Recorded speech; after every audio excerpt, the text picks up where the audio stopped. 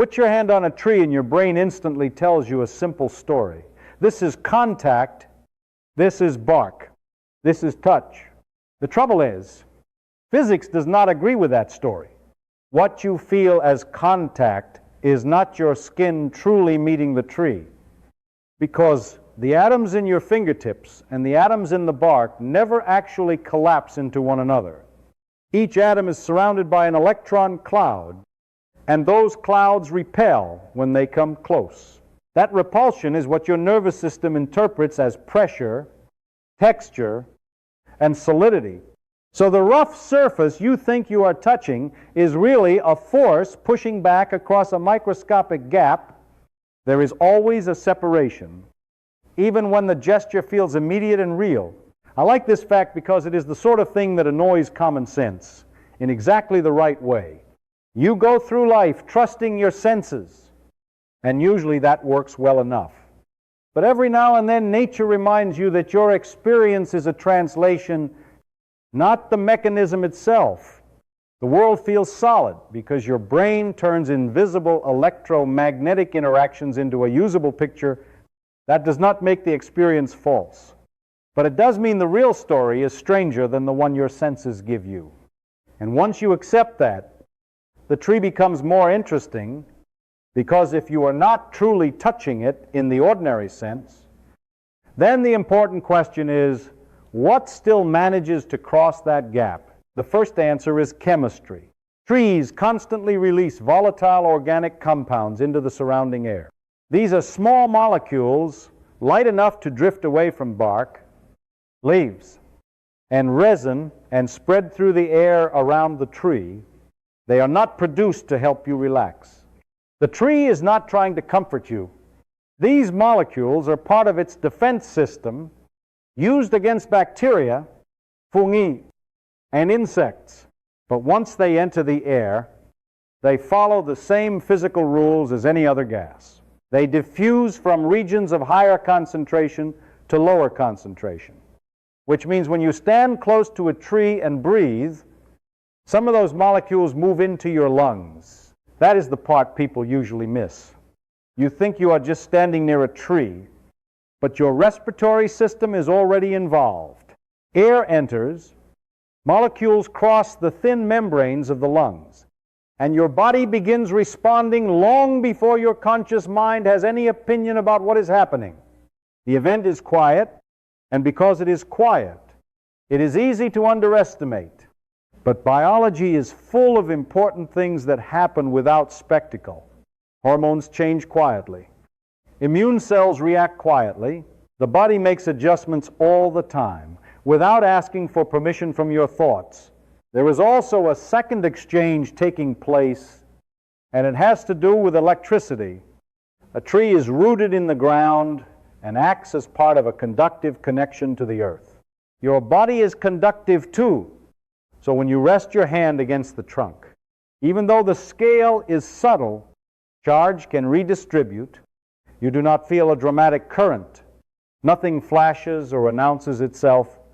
But living systems often depend on very small electrical differences, and small does not mean irrelevant. Then there is heat, or more precisely, the way heat fails to leave your skin. Wood conducts heat slowly compared with metal. So when you touch bark, it does not pull warmth from your hand very fast. Your brain reads that as comfort, the tree seems warm, almost welcoming. But in physical terms, it is not giving you heat. It is simply not taking it away quickly. That difference matters, because it shows how easily the nervous system turns material properties into emotional impressions. So the next time you place your hand on a tree, the plain version is that you touched it. The more accurate version is that you entered a physical interaction involving electromagnetic repulsion, airborne chemistry, subtle electrical exchange, and thermal perception. The ordinary sentence is simpler. The real one is better. The moment you stand near a tree, you are not just near wood. You are inside a chemical field that is constantly forming and dissolving in the air around it. And the important part is that your body does not wait for you to notice before responding. Trees release volatile organic compounds continuously, small molecules light enough to drift into the surrounding atmosphere, spreading outward along concentration gradients, strongest close to the bark and gradually thinning with distance. These compounds are not rare emissions. They are part of the tree's defensive chemistry produced to suppress microbes and insects. And once they enter the air, they behave like any gas, moving freely until they encounter something capable of absorbing them. Your lungs are exactly such a system. Every breath you take pulls a mixture of air across an extremely thin membrane designed for exchange, and diffusion does the rest. Molecules moving from higher concentration in the inhaled air into the lower concentration environment of your bloodstream. You do not feel this transfer, but that does not make it small. Once inside circulation, these compounds interact with immune cells that are constantly scanning for signals, and measurable changes begin to appear. Natural killer cells, a type of lymphocyte responsible for identifying virus-infected and abnormal cells, show increased activity after exposure to forest air. And what makes this striking is not just the increase, but its persistence. Lasting days after a single encounter, you walk past a tree, you breathe normally, and your immune surveillance shifted quietly in response to molecules that were never meant for you. At the same time, stress-related hormones, such as adrenaline and noradrenaline, tend to decrease, suggesting that the body is adjusting its internal state in response to environmental chemistry rather than conscious intention. I find that distinction important because it means the change begins in physiology before it appears as feeling. You may describe the experience as calming, but the chemistry does not depend on your interpretation. It unfolds whether you label it or not. There is another exchange layered on top of this, and it is electrical rather than chemical. A tree is connected to the ground through its roots, and the earth carries a net negative charge as part of a global electrical system. When your skin touches a grounded conductor, even lightly, charge redistributes. The currents involved are subtle, but they influence the electrical environment of your body. Red blood cells carry surface charges that determine how strongly they repel one another. And small shifts in charge can change how freely they move through plasma. Increased repulsion reduces clumping, which affects viscosity and flow. None of this produces a dramatic sensation. But the absence of sensation is part of what makes the interaction easy to overlook. Living systems often respond to gradients too small for perception, and those responses accumulate quietly. Then there is the sensory layer, the one your nervous system translates into comfort. Wood conducts heat slowly. So when you rest your hand against bark, heat leaves your skin at a reduced rate. Your brain interprets that slower loss as warmth. The tree appears to give something even though it is simply not taking energy away quickly. This is not deception in a malicious sense. It is just the nervous system doing what it always does, turning physical input into usable meaning. Chemistry, electricity, and thermal physics are all operating at once, while your experience compresses them into a single impression that feels simple. You stand near a tree, you breathe, you rest your hand, and nothing seems dramatic, yet molecules move into your bloodstream. Immune cells adjust their activity. Electrical charge redistributes across conductive pathways, and your sensory system records a subtle shift in comfort. The interaction is quiet, but it is layered, and the quietness is what makes it easy to miss. How much is already happening? A tree looks like something that rises out of the ground, so the natural assumption is that its mass must come from the soil beneath it, pulled upward through roots and gradually assembled into wood, bark, and branches. It feels obvious. And for a long time, people believed exactly that, because the visual story is convincing.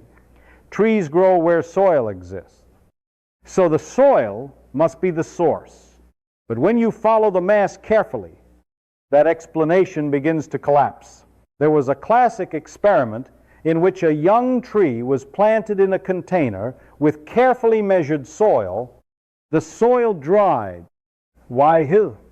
and protected from outside contamination, and over several years the tree grew dramatically while the soil mass barely changed. The tree gained tens of kilograms of solid material, yet the soil lost almost nothing. The immediate guess was that the mass must have come from water, since water was the only thing added, but that idea also fails when you look at what wood is actually made of. Roughly half of the dry mass of a tree is carbon, and water contains no carbon at all. Minerals from the soil account for only a tiny fraction of the total structure, so the bulk of the tree must come from somewhere else. And the answer is both simple and difficult to accept. It comes from the air. Carbon dioxide makes up only a small portion of the atmosphere, yet trees pull this gas into their leaves through tiny openings and separate the carbon atom from the oxygen. The carbon is kept assembled into glucose, then woven into cellulose and reinforced with lignin, forming rigid structural material. The oxygen is released back into the air.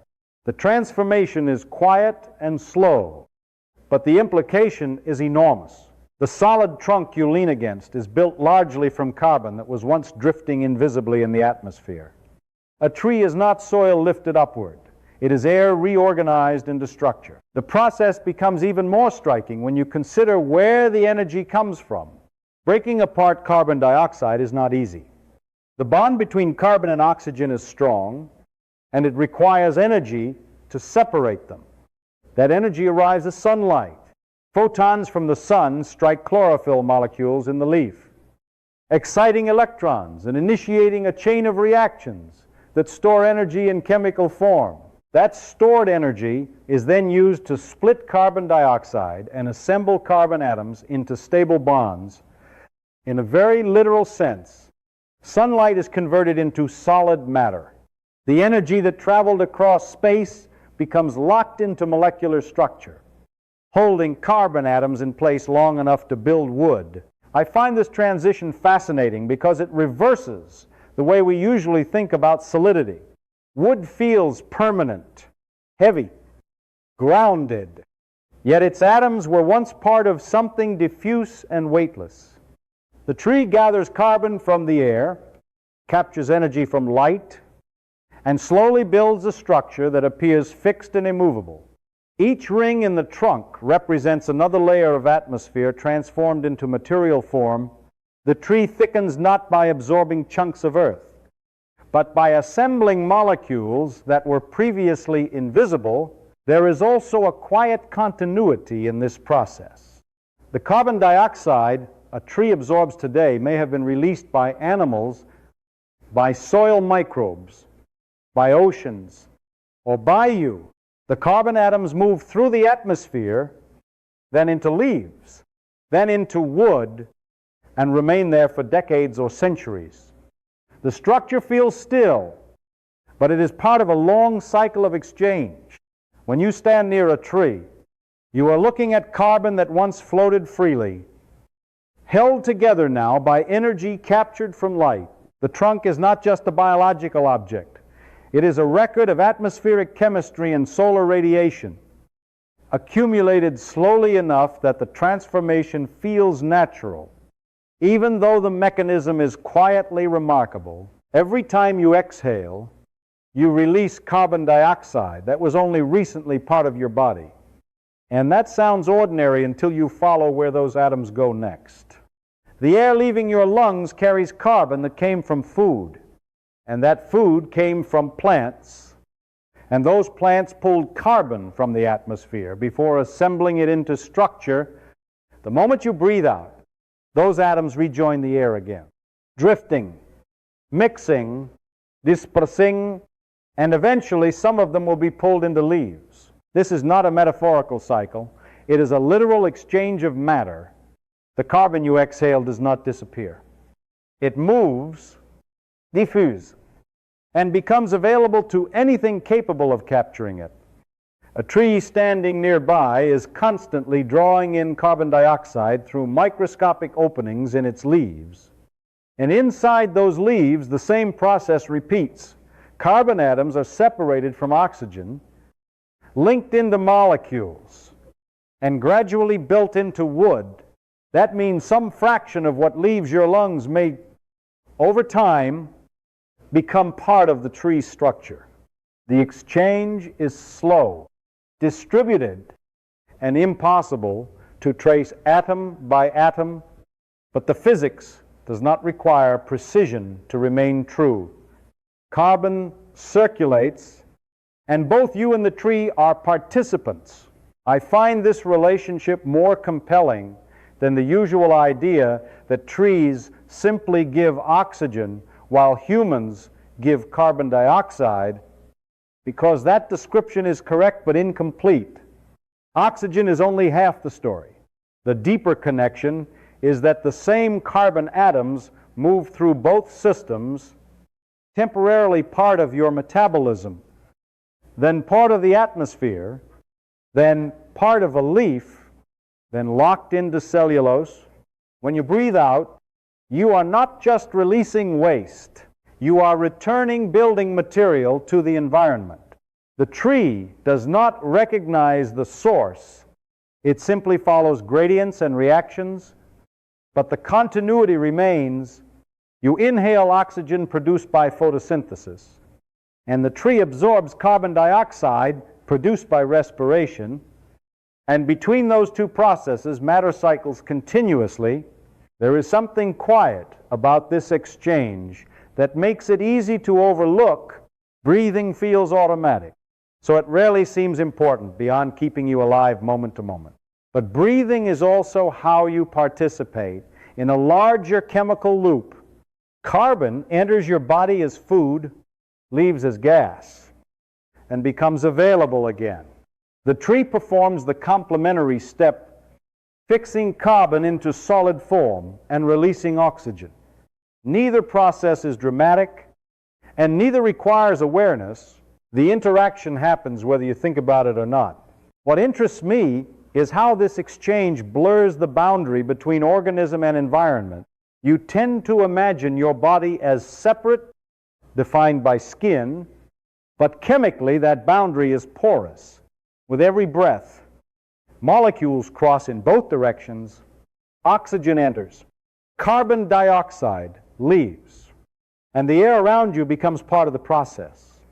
The tree does something similar on a different time scale, absorbing gas, transforming it, and storing it as structure. The trunk you see is partly the result of countless such exchanges, each one small, each one unnoticed. There is also a temporal aspect that stretches this interaction beyond a single moment. Carbon fixed into wood can remain there for decades or centuries. During that time, the atoms are effectively stored, part of a structure that resists decay. Eventually, decomposition or burning releases them again, returning them to the atmosphere.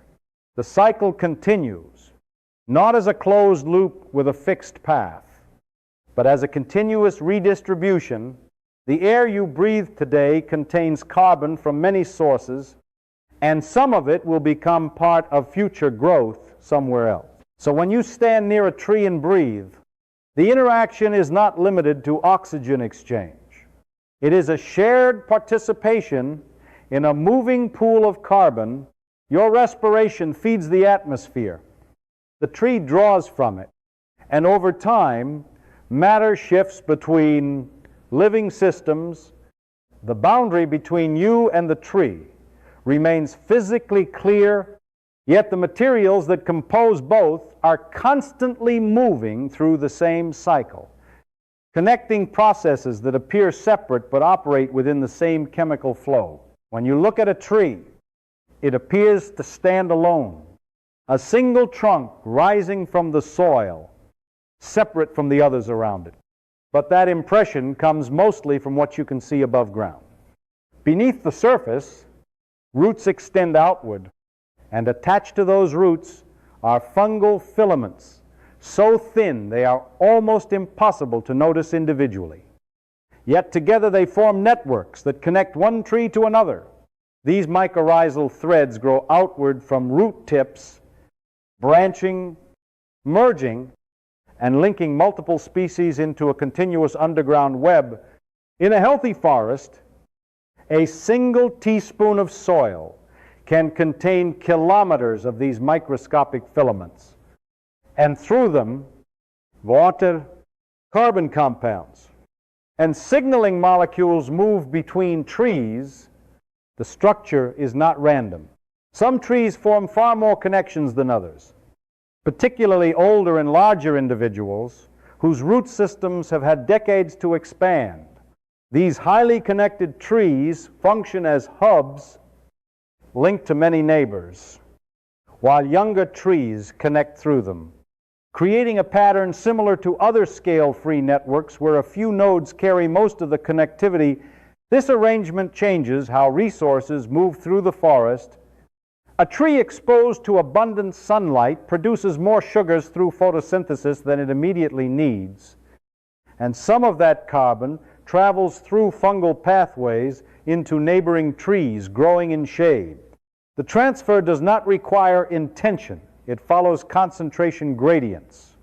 Moving from regions of higher availability to lower ones, lauter condition can reverse. A deciduous tree that loses its leaves in autumn stops producing sugars, while nearby evergreens continue photosynthesizing.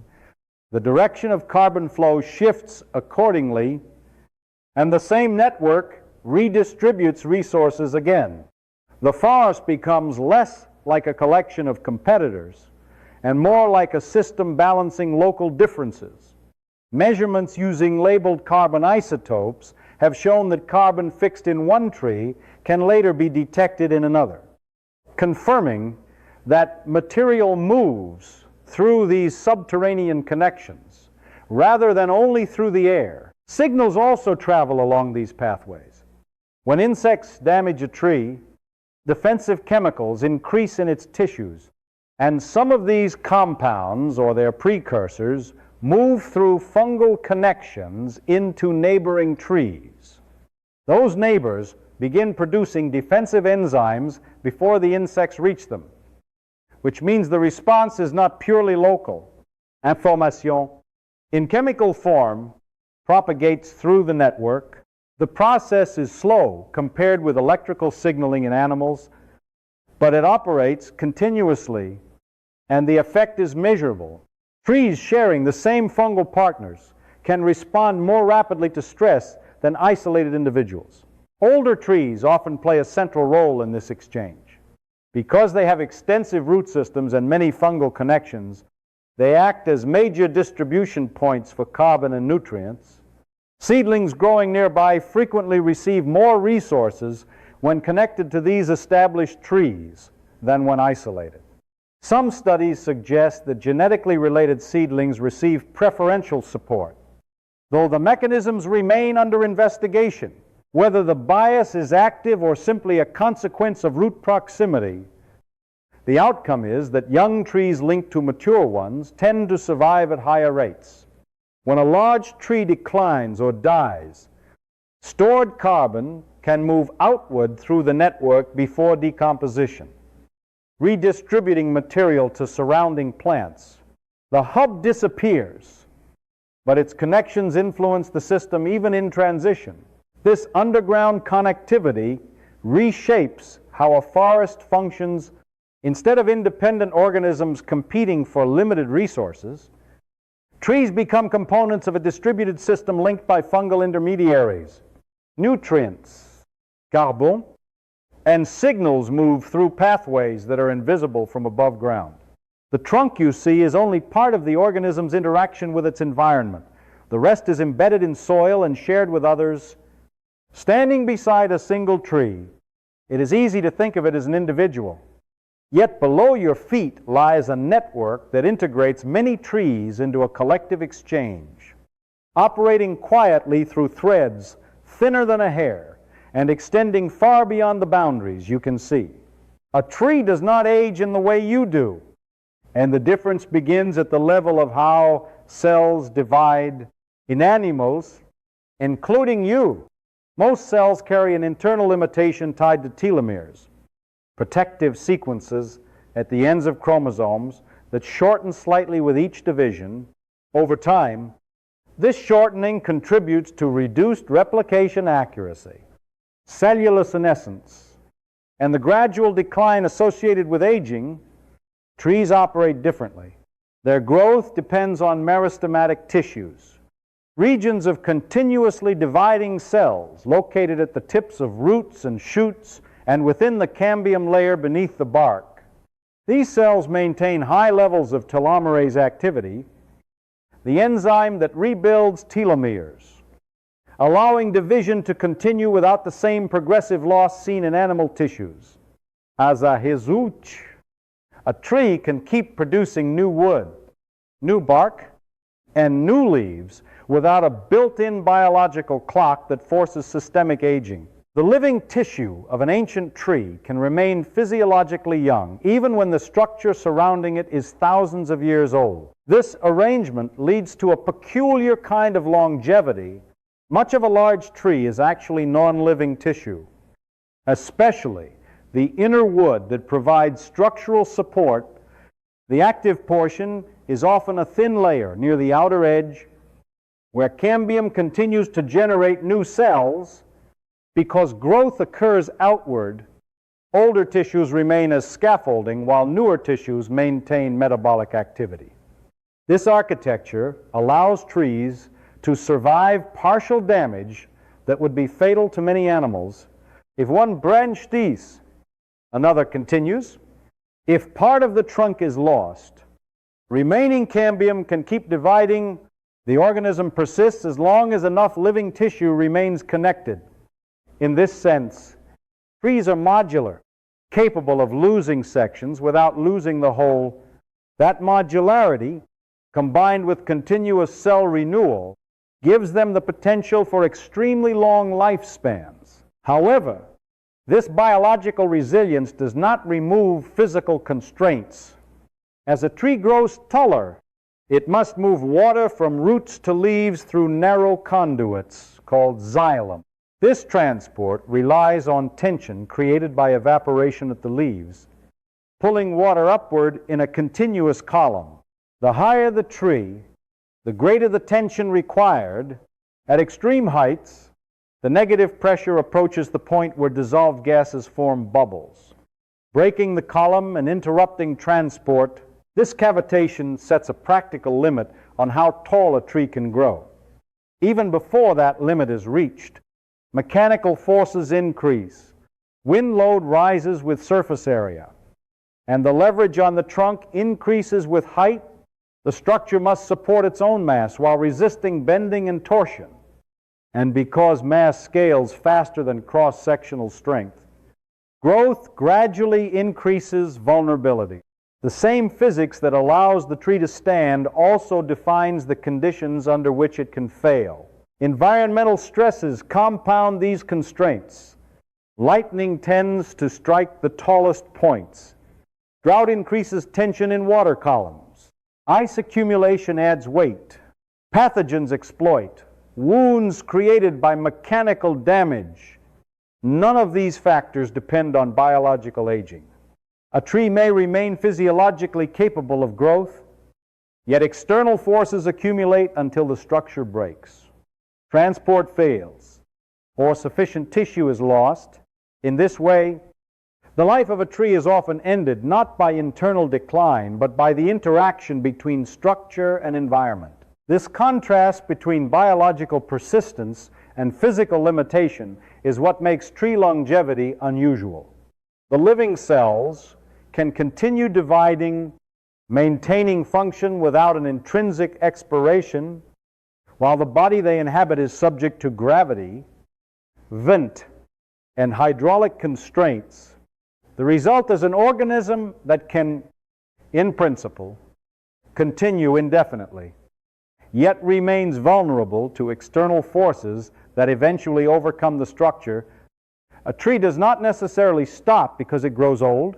It stops when physics imposes a boundary. The structure can no longer accommodate